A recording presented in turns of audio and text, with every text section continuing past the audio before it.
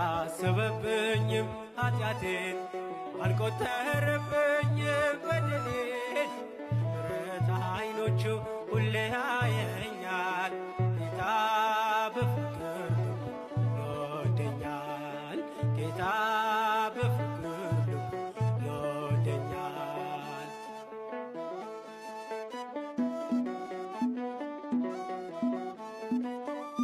ትቼ